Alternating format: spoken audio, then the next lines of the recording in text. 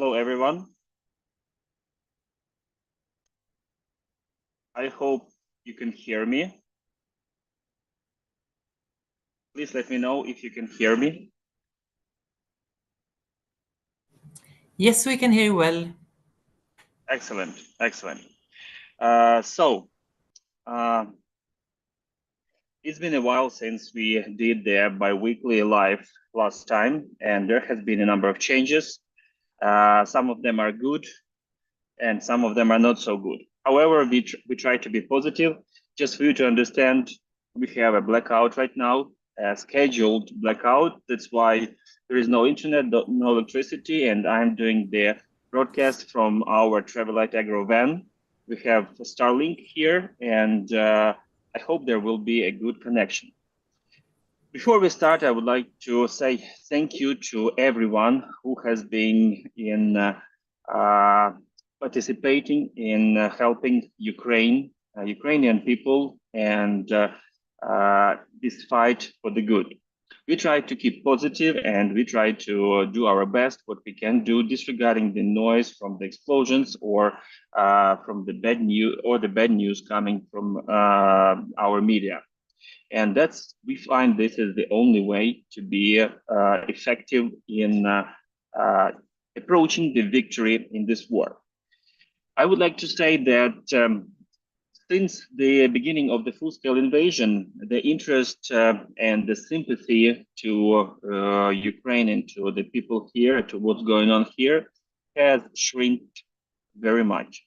And if over the first 2 years we were able to collect about $93,000 and help six families, unfortunately within the last year, and it has been strictly a year until today, we managed to gather only $4,000, and that's thanks to our partners, to our ambassadors, and to our effectiveness in terms of spreading the information. So once again, thank you everybody who is supporting us. Although the donations have shrunk, we try to be effective, like I mentioned, and we keep doing what we can do most of all. Today, I will tell you the news about our accomplishments within the World to Rebuild Rural Ukraine, about the situation in agriculture in Ukraine, and about our plans for the future. I try to be very precise and as detailed as needed. I'm not going to go into details of the war actions and military news. I'm not expert in that, and you can better see the news. I believe in the victory. I trust our military forces, our allies, and we pray to God for this to be over as soon as possible. So now I will be sharing my screen with the presentation that me and my team have prepared for you today. And there will be a couple of videos that I would like to show. So here it comes. I'm sharing the screen.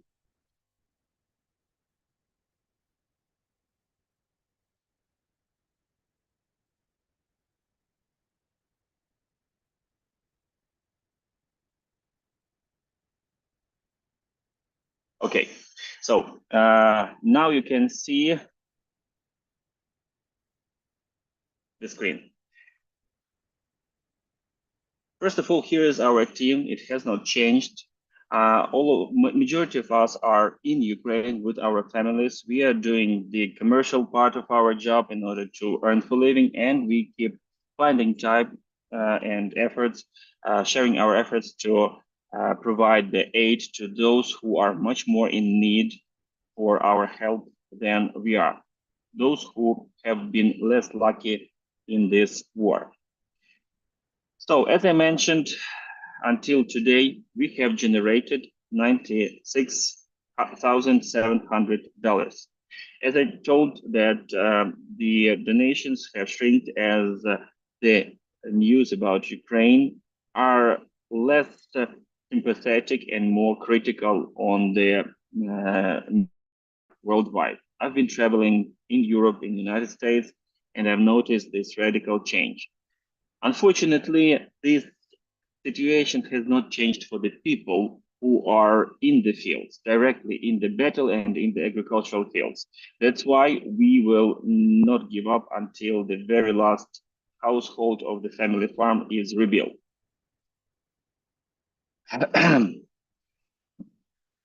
In addition to the rebuilding and repurchasing of agricultural equipment, we decided to provide free access to all our commercial things that we are doing. Those are the online trainings. It is very important for the agricultural producers, small family farms, to be most effective in what they are doing in the fields and in their household. Therefore, the latest technologies that the experts worldwide, our partners and our ambassadors are providing us is free of, is shared with those people in need for free. Also, we are considering the farmers who have started to serve, who went to the army and are serving our saving our land. So, in other words, the military farmers. They get totally free access to all our agricultural school materials, which are on the Terralite Agro platform. Now I'm running a number of negotiations with the leading Ukrainian agricultural universities to incorporate the information that we have collected and that we will be collecting within the curriculum of agricultural universities for the students to know the latest technologies, to learn the latest technologies. It has been a number of times that USAID hired us to teach the teachers of agricultural universities. This way, we are directly providing the information to the students who are the future farmers or employees of agricultural enterprises, and of course, their teachers as well. And everybody in need who cannot afford can get their free access, not only to the online, however, to the offline events as well. And speaking of the offline event, we run a number of trips to the United States of America every year. And at least 10% of the participants over the last year, since I mentioned that the donations have shrinked, traveled for free on our cost, or they just covered their airplane ticket. And this money was not charged to the budget of World to Rebuild Rural Ukraine. This is purely out of our commercial work that we are doing. So in other words, we, the team of Terralite Agro, donated this money in order for the people who are worth and who will make a change, can make a change, traveled with us and then spreaded the information. So there was one journalist who published a number of articles about the Kinsey-Elberg technology after he traveled with us last year. There was a farmer who stayed during the most active war actions at the beginning of the war in the suburbs of Kyiv, and he secured the people who worked for him, secured his farm, but the missiles were artillery was flying over his farm. So he traveled with us and two scientists. They are soil scientists, two soil scientists, one of which is Ludmila Bilavska, and she is actually doing the soil analysis from the battlefields and a little bit over 10 samples of the soil from underneath the burned tanks and from the craters of explosions have been sent to Missouri University to Dr. Chang Ho, who is currently working on identifying all the pollutants.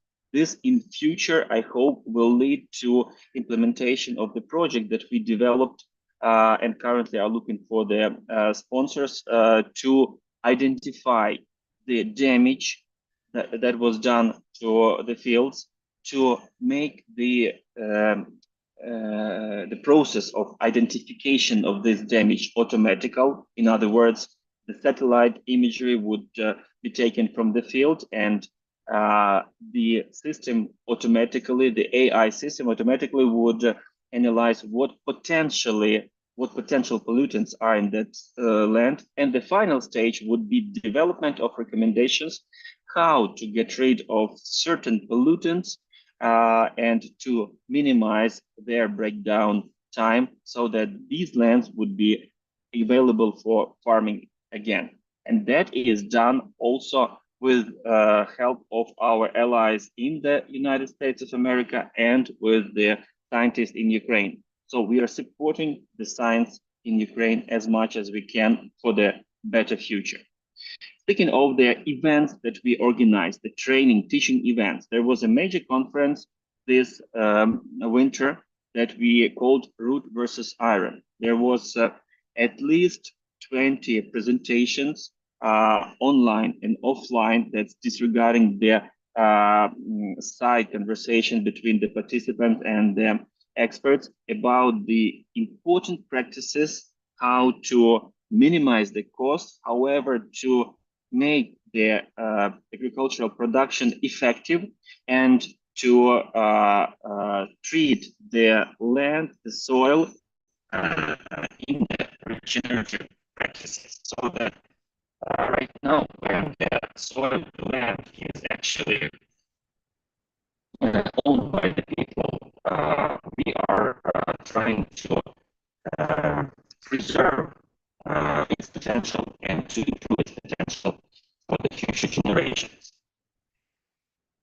Another event, and I would like to show you a video right now, the event that was probably the most widespread and the most substantial event since the full-scale invasion is called Field Agricultural Council 2024. Let me turn on the video for you, and you will see for yourself.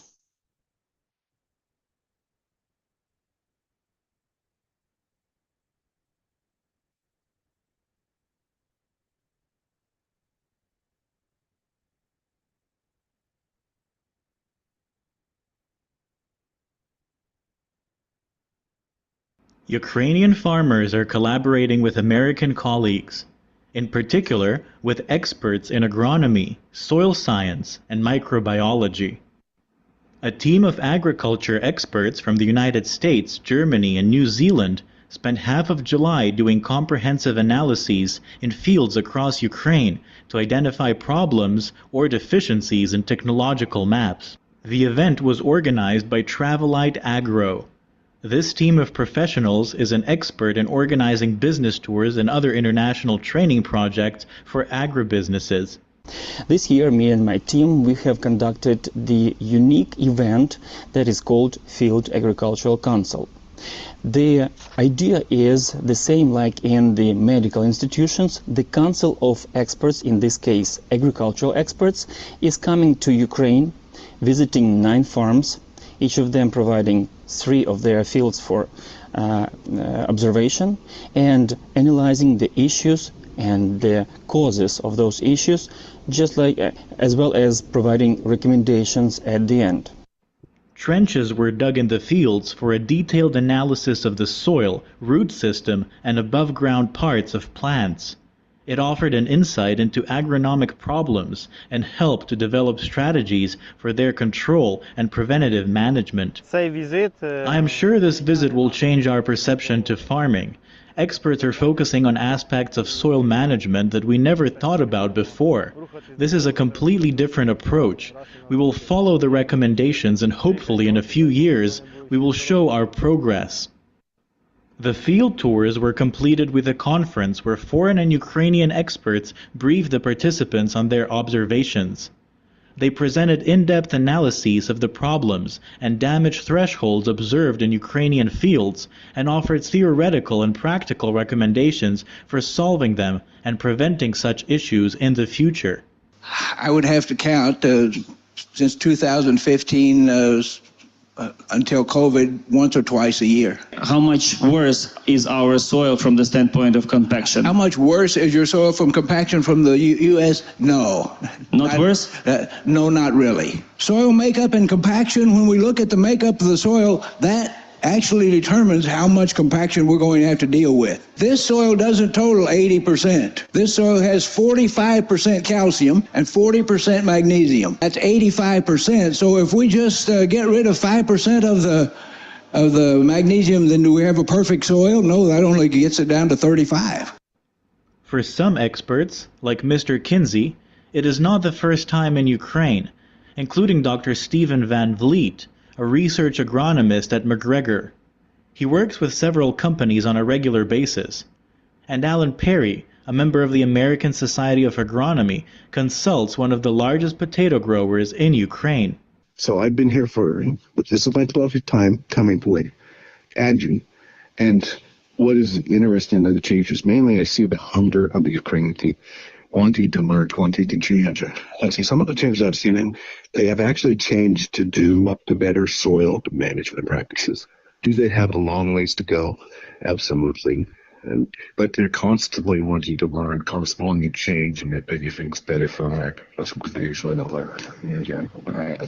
This event is especially important for Ukrainian farmers. We see this event as a very strong support to the agricultural industry, which Russia has been trying to kill, knowing that this is the number one budget forming industry. And also this is a very bright and powerful sign to everybody abroad that is made by those who, disregarding the recommendations of their embassies, came physically to Ukraine, circled its western and central part. At some fields there were even the anti-missile systems standing on the neighboring fields just to secure that the team of experts will not be hurt. We didn't have any situations when they needed to shoot, however, the security was at place. So the sign is very sound. The West supports Ukraine, and we will win this war. Thank you very much to the experts.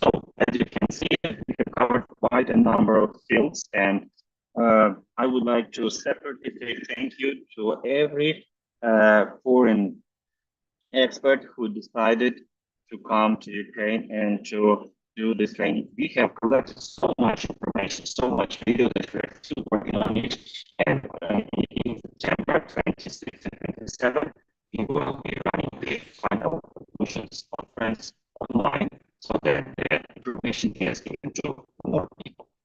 Meanwhile, we are planning an event that is going to be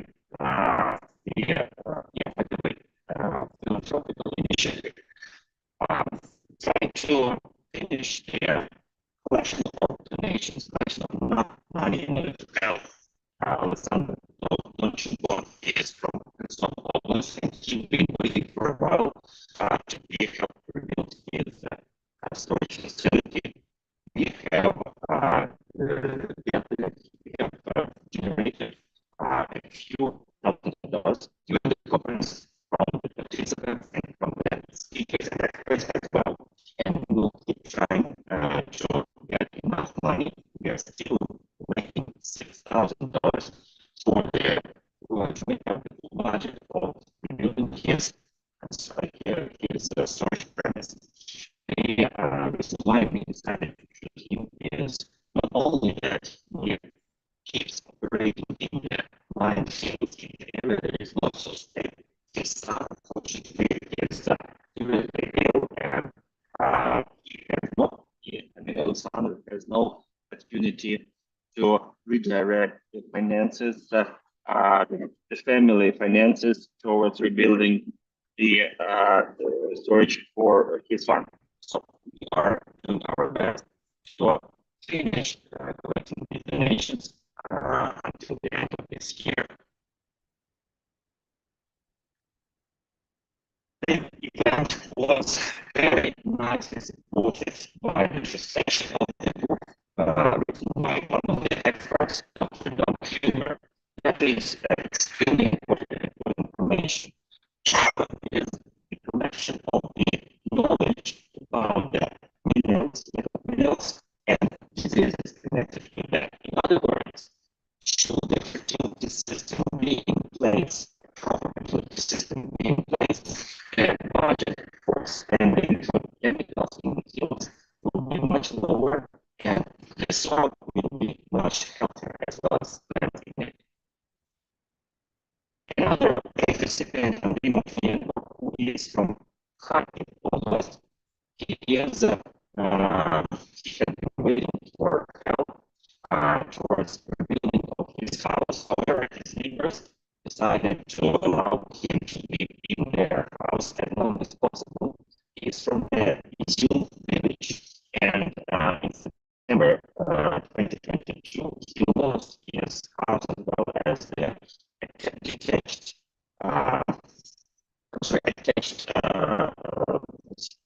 farm place or barn with animals due to the tank explosion. The tank hit the house and then exploded.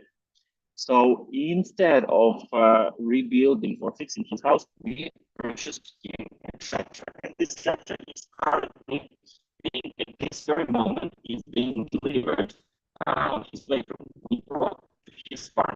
This is the video. I hope you can see it. All the tractor being loaded yesterday. Дмитро, добрий день, грузимо трактор. Along with Посадку the вже mower запустили. and with the PTO part for it to be used in more situations to promote field work. Again, the farmer is not looking for some financial aid. He's not asking for other countries to host them. He stays at home. We should also say he keeps farming and he deserves respect with his family. And that's why we helped him with such a small step, such a small thing as a tractor for his production. We hope that he and his family will stay safe and will be effective. Все, сьогодні відправляємо. Думаю, завтра буде у вас зранку клієнта. The man said that tomorrow it will be there, but the video is from yesterday, so today by the end of the day it will be expected at the farm. So Andrei will keep doing what he has been doing before the war, and may God help him and his family. Interesting slide that we came across with one of our close storms during the Field Agriculture Council 24. The slide is showing the breakdown of the production of one of the bigger farms, about 44,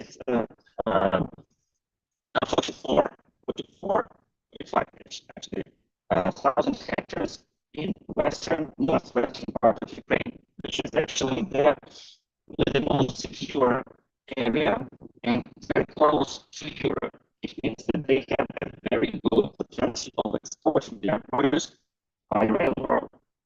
In addition to that, it is worth mentioning that here the farmer has invested millions of dollars into building a terminal. It's called a dry port close to the border with Poland, where the train cars adjusted to the Ukrainian size of railroads are reassembled to new chassis and sent to the Baltic Sea. So, in other words, they have their own logistical system to the ports of Baltics. However, still, let's pay attention to the predictability of crops. For it is worth mentioning that the farm is very big. It has resilience and for surviving a couple of years. However, they're still running a business, and business must be profitable. So here's what we have in terms of the processing growth. We're taking a level to wheat, sunflower, soybeans, corn, spring wheat, barley, and sugar beet. As I have mentioned many times, and it was said by many sources, the year 2023 was very unprofitable for small grains. You see, winter wheat losses were $59 per hectare. Spring wheat, $214 per hectare. Barley, $107 per hectare. On the contrary, the profitable crops are the oil crops, which are canola, sunflower, soybeans, and a little bit corn and much sugar beet. So, in other words, the crops that have the potential to be processed within the country have much higher profits rather than the crops that are all exported to other countries. That's why the topic of processing as a value adding for Ukrainian farmers who are reasonably bigger is number one interest for us. This fall, Agro, along with World Trade through Ukraine, we are going to conduct 4 trips. We have a plan to conduct 4 trips, educational trips, one of which is going to be on processing. In February, we had the first, the pioneer, so to say, trip on processing. It was a success. The information that we gathered needs to be spread throughout Ukraine. Therefore, we will definitely have an active participant in a group of farmers who are willing to invest into Ukrainian, into their business located in Ukraine, so that it becomes more resilient. And by the way, this very farmer whose chart I have borrowed is already doing the investment in that. He has built during the war the most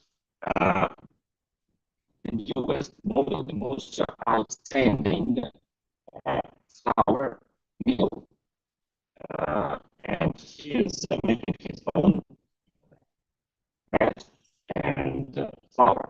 Of course, it's still not enough to be very profitable because the total acreage also there is much more than they can process. And this is the biggest flour mill and the newest flour mill in Ukraine. So now let's go into the numbers in the agricultural industry.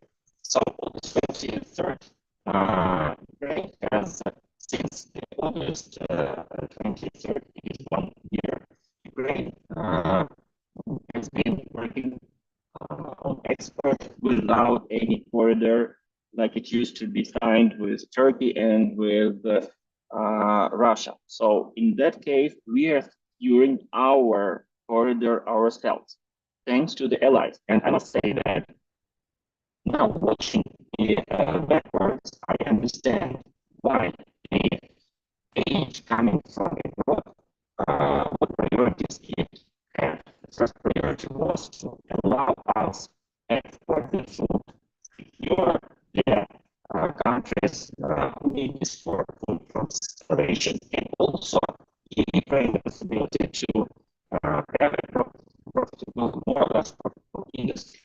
So since the new marketing year started in July, August of 24, we have sent abroad 6.4 million tons of grain. This is almost half more than the last season during the same time.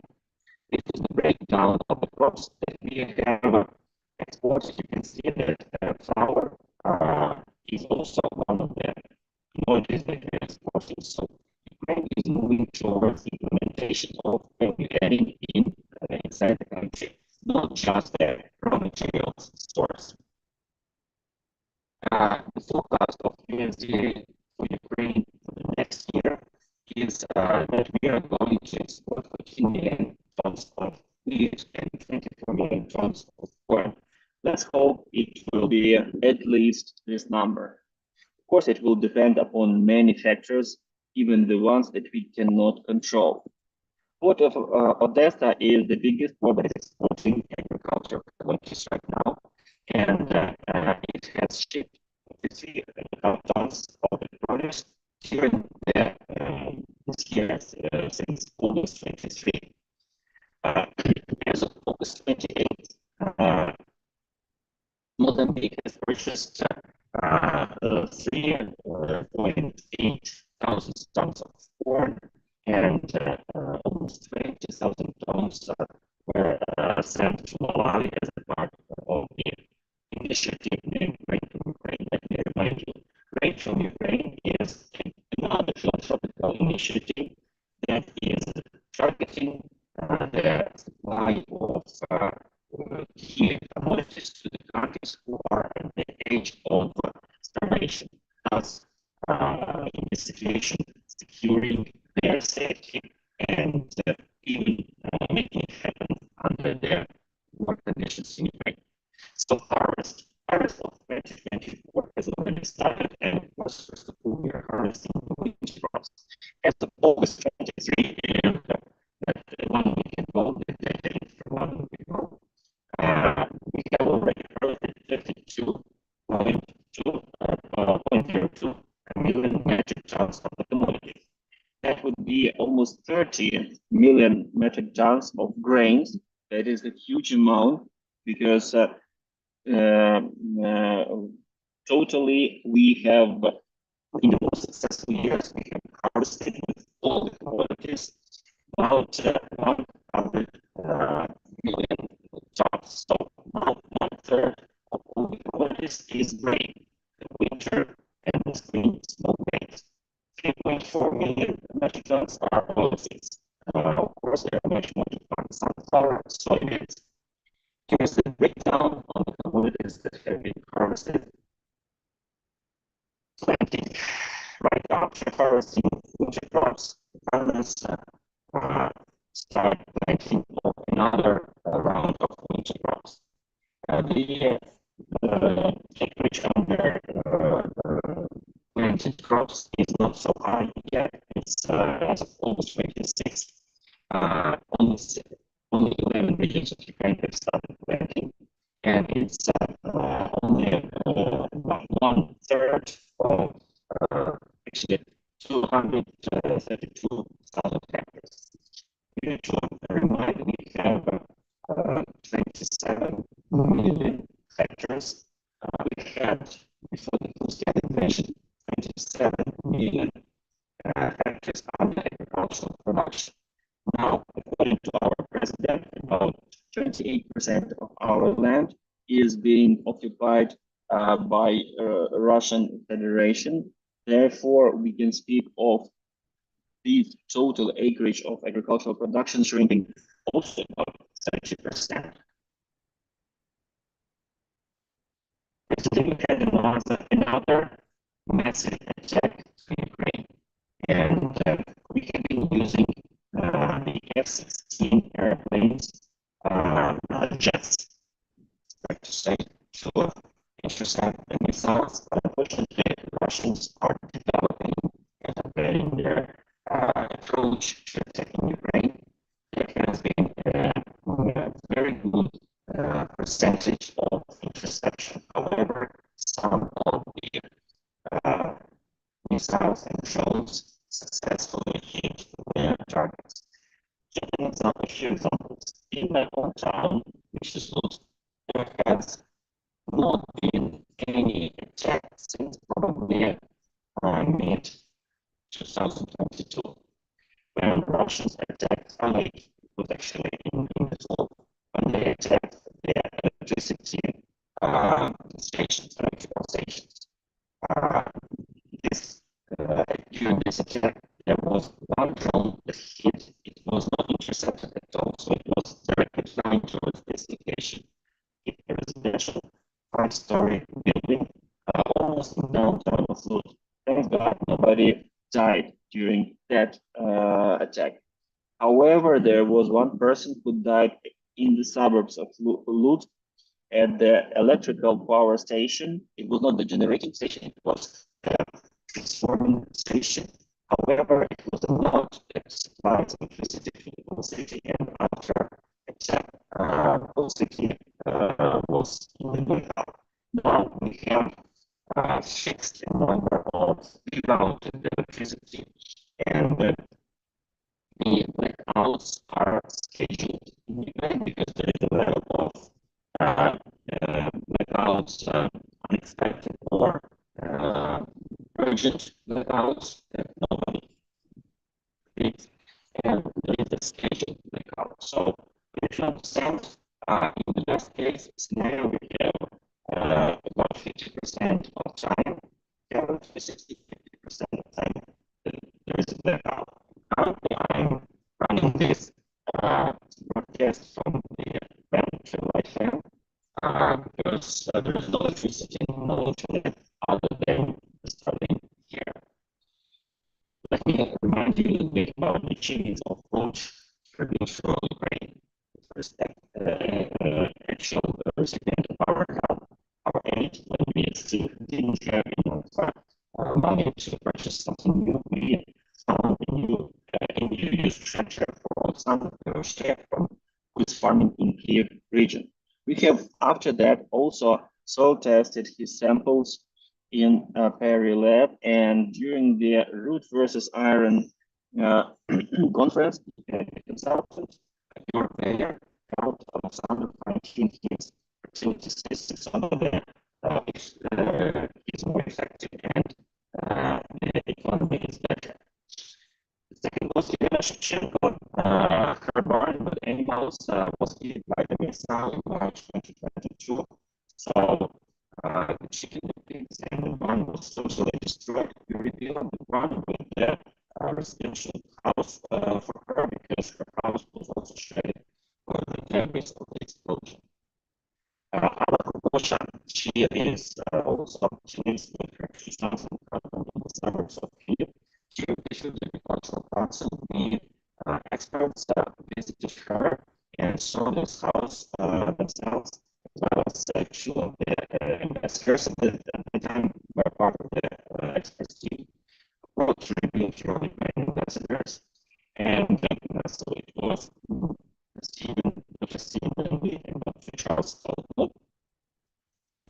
She rebuilt the house from scratch for her and her family. Her husband is partially disabled, and their storage facility for the equipment in Kherson Oblast was badly damaged due to Russian attacks.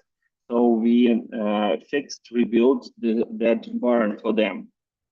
We were approached last year to help build their storage, the actual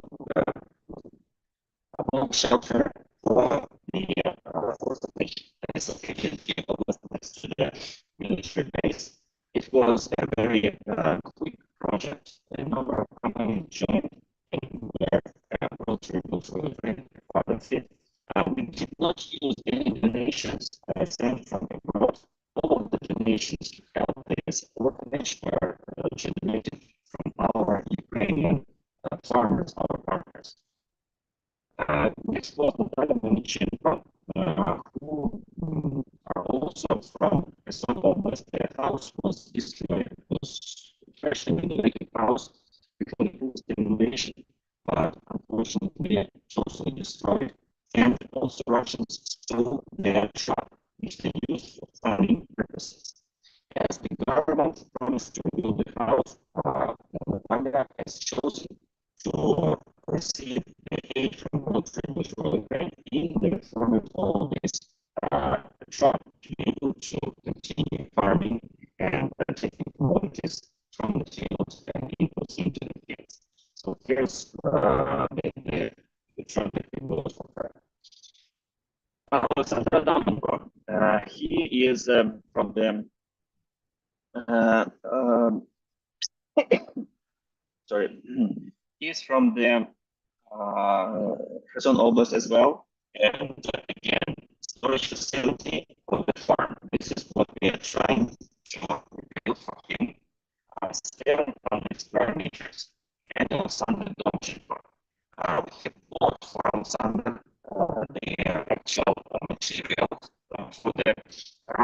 and the process has started. However, it has been so long because we waited until there was the time, until the better time to rebuild his facility, because there were a lot of artillery shots last year in the area. However, now it seems to be safer, and this summer he started to use the method that we purchased for him to fix the roof. Just to remind, Ukrainian total agricultural production is 70 million acres, which is 58 million hectares.